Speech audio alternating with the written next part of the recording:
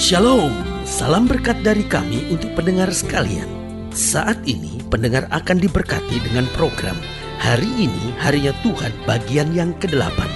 Sebuah program rohani tentang doktrin Alkitab yang menolong kita untuk semakin tertanam dalam kebenaran firman dan bertumbuh dalam kemuliaan. Bersama hambanya, Pendeta Gilbert Lumwendong, STH.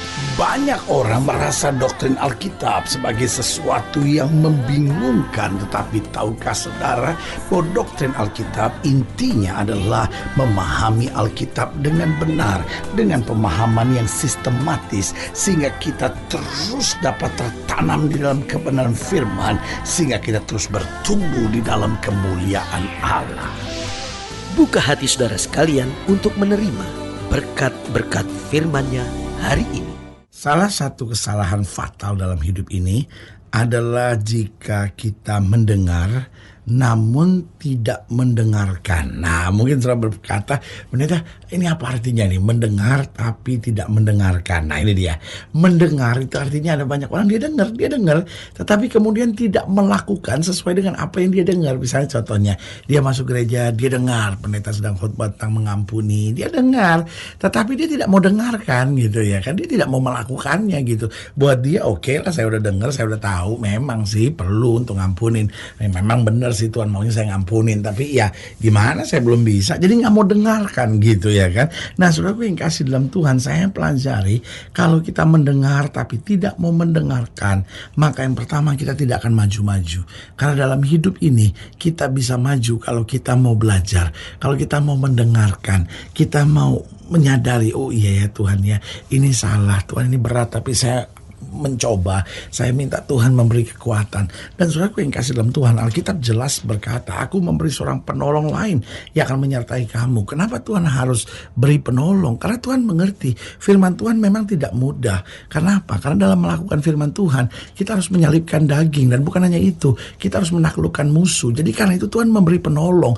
Ada reasonnya kenapa Tuhan memberikan penolong. Karena Tuhan mengerti dalam melakukan firman Tuhan memang tidak mudah. Tetapi persoalannya kita mau nggak? Kalau kita mau dengar, lalu kemudian kita mau mendengarkan, lalu kita mau minta Roh Kudus terlibat dalam kehidupan kita, maka hidup kita akan lebih maju, hidup kita akan lebih bertumbuh, hidup kita akan lebih berkenan di hadapan Tuhan. Yang kedua saya pelajari, jika kita mendengar dan tidak mau mendengarkan, maka kita tidak akan pernah belajar, saudara-saudara.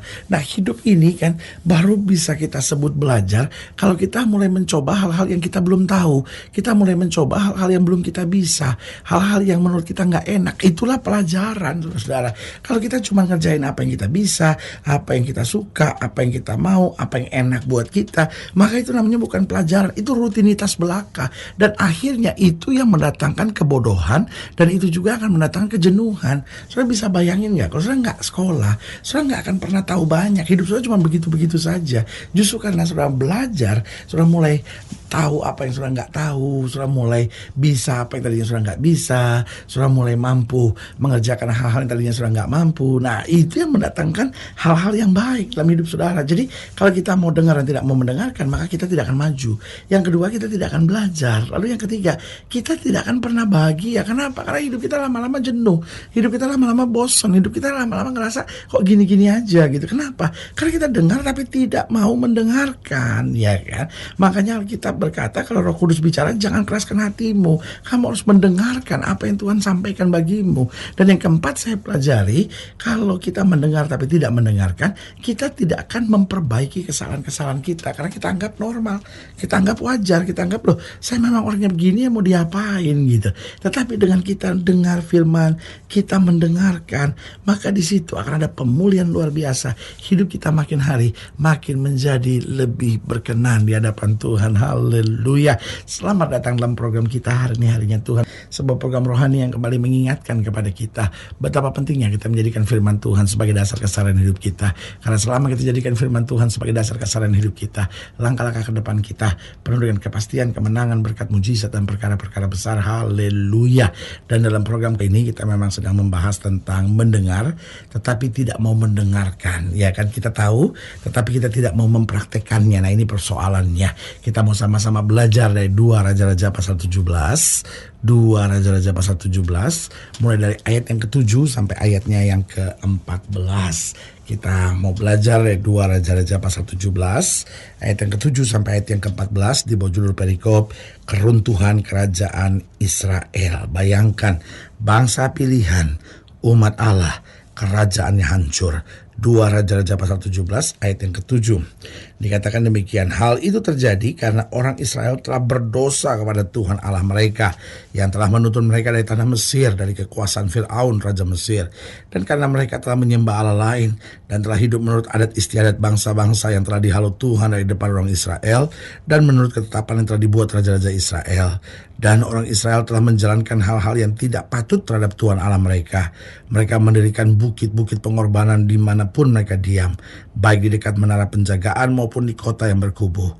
Mereka mendirikan tugu-tugu berhala dan tiang-tiang berhala di atas setiap bukit yang tinggi dan di bawah setiap pohon yang rimbun. Di sana di atas segala bukit itu, mereka membakar korban seperti bangsa-bangsa yang telah diangkut Tuhan tertawan dari depan mereka. Mereka melakukan hal-hal yang jahat sehingga mereka menimbulkan sakit hati Tuhan. Mereka beribadah kepada berhala-berhala walaupun Tuhan telah berfirman kepada mereka, jangan kamu berbuat seperti itu.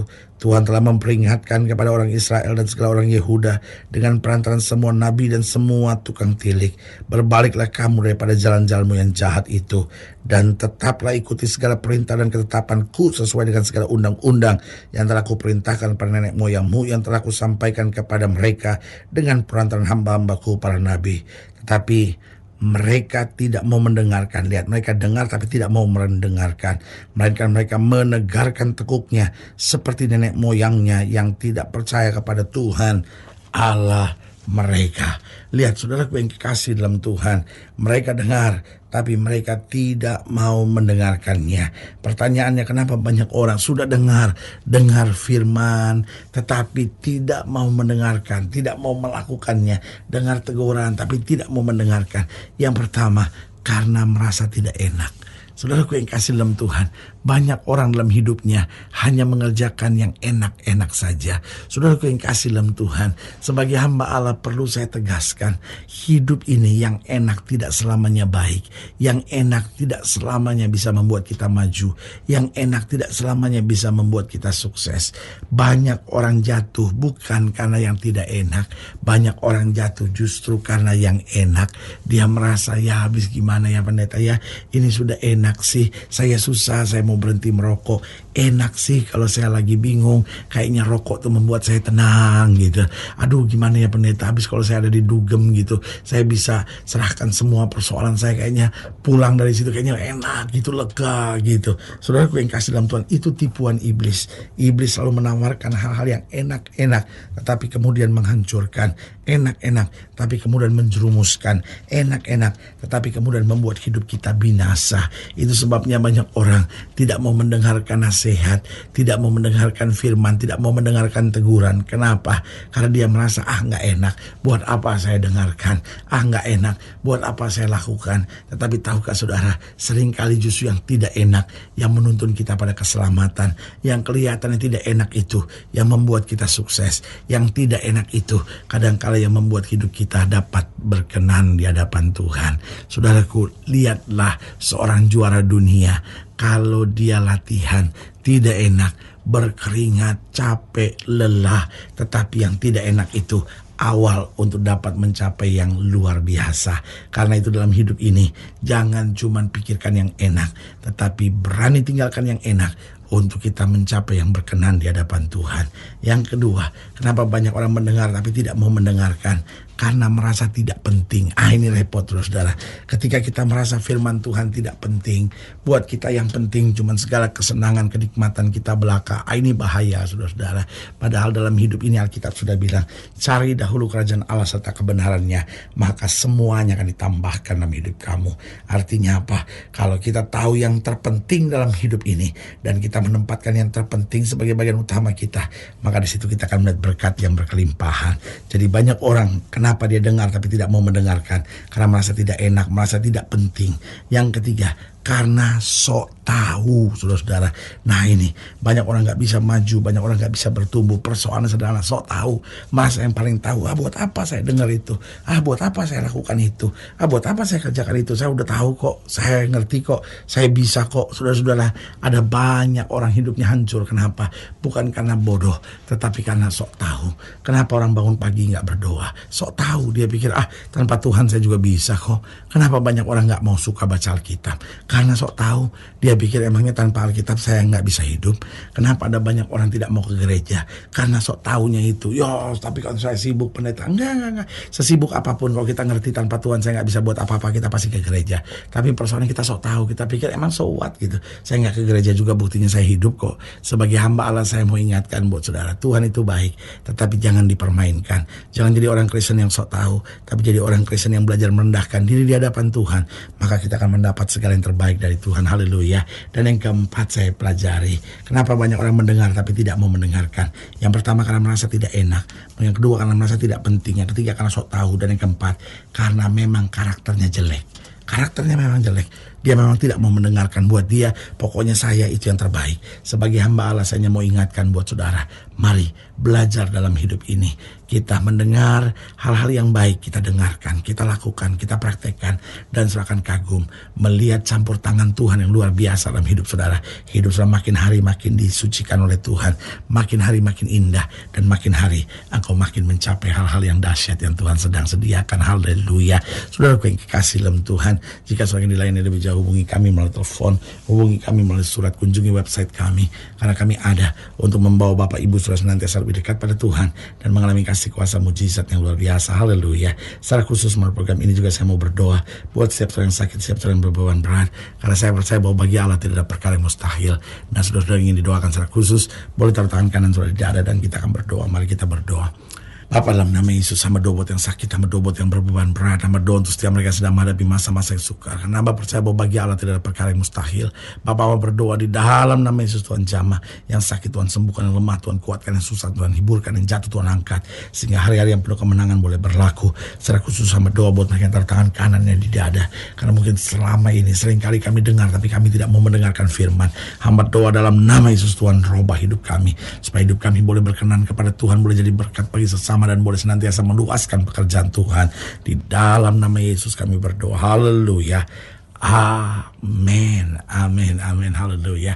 Saudara yang kasih dalam Tuhan, kita sudah berdoa. Ingat, Allah tidak pernah lalai menepati janjinya. Ini saatnya buat kita untuk bangkit, bersemangat, bersuka cita dalam menghadapi segala perkara. Karena kita tahu Yesus hidup, Yesus berkuasa, dan selalu menyediakan yang terbaik buat anak-anaknya. Doa saya menyertai saudara. Sampai berjumpa pada program berikut, dan jangan lupa, jadikan hari ini harinya Tuhan. Haleluya.